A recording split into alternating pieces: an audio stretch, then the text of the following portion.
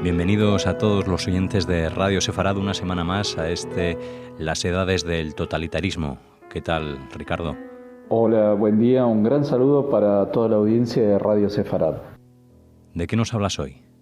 El tema que vamos a desarrollar hoy es el de los juicios de Nuremberg.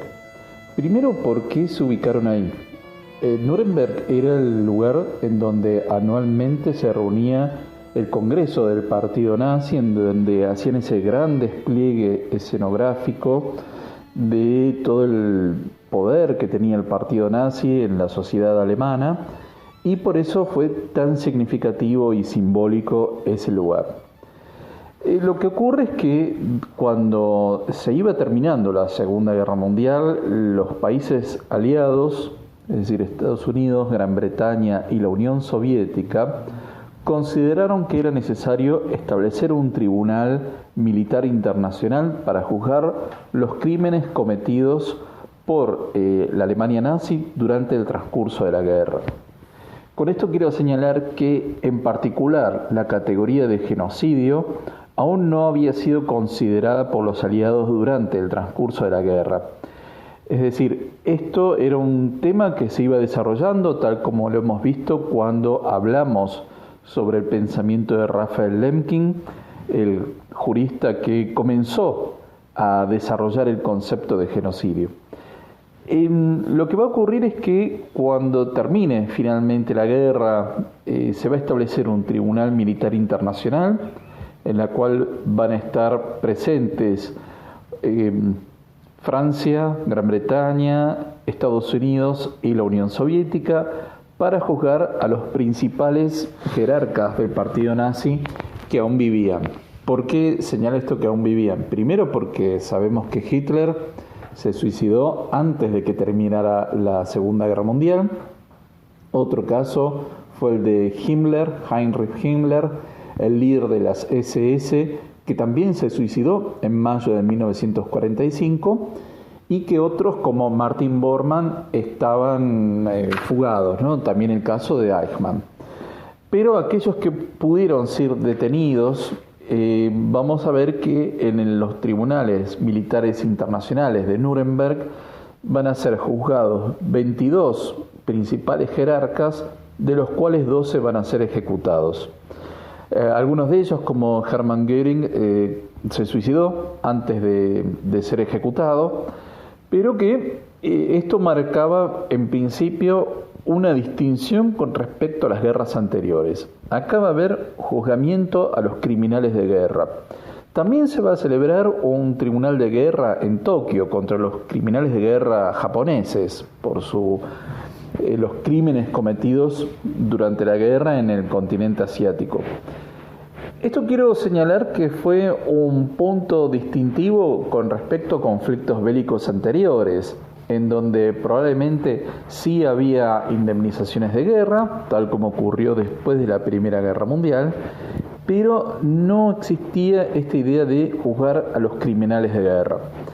Esto sí se celebra entonces en los juicios de Nuremberg, que va a tener una serie de juicios subsiguientes, como desprendidos de este, que van a ser desarrollados ya sea en Alemania, bajo la administración estadounidense o británica, ya sea en los países que fueron ocupados, en Francia, Noruega, o países que colaboraron, como sea Hungría, Rumania, en los cuales se van a celebrar juicios contra aquellos criminales que colaboraron con el eje en el transcurso del conflicto bélico.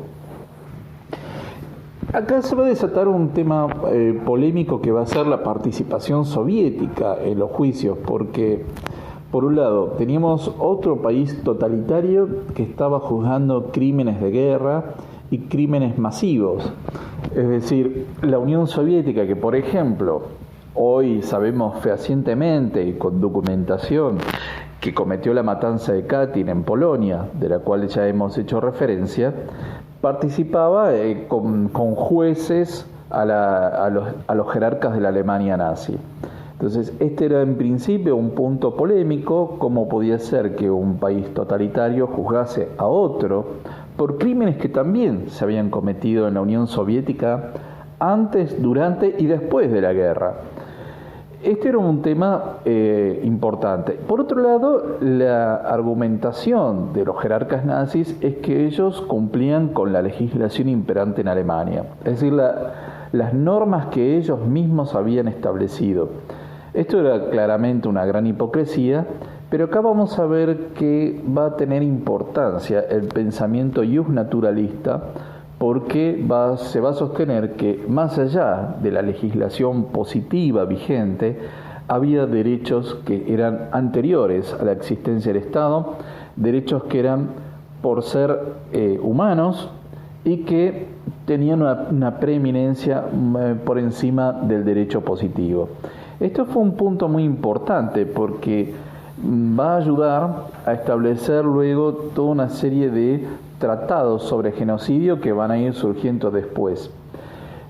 Por otro lado, vamos a ver que en estos juicios no se va a singularizar al holocausto judío en particular.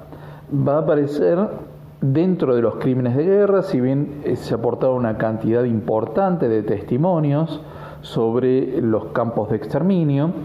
Consideremos que muchos de los testigos aún no querían hablar sobre lo que había pasado, era demasiado reciente, por lo tanto estos supervivientes lo que querían era básicamente irse del continente europeo, ir a otra zona, tratar de cerrar sus propias heridas, pero que va a servir como un primer antecedente para los juicios posteriores.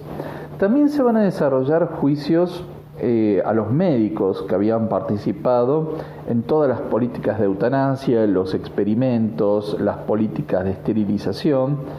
El tema es que estos tribunales militares internacionales y los países aliados van a encontrar un límite muy importante, y es cuál era el grado de responsabilidad que cada uno de los participantes había tenido en las distintas instancias criminales y delictivas que habían ocurrido antes y durante la guerra.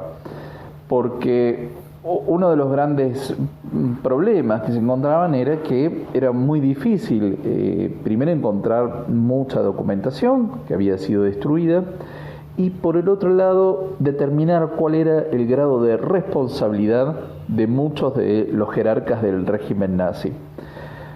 Por consiguiente, hubo una zona gris que fue muy difícil de establecer, y que nos vamos a encontrar con la injusticia de que muchos que habían participado activamente finalmente o van a ser absueltos o ni siquiera fueron juzgados.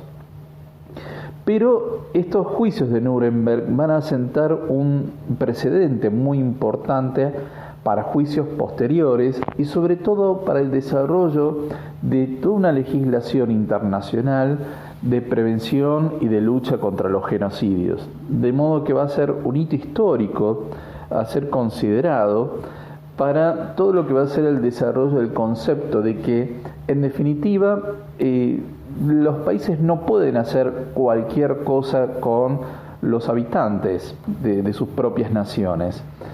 Antes de la guerra existía la idea de que la legislación interna de cada país era un tema privativo de cada país.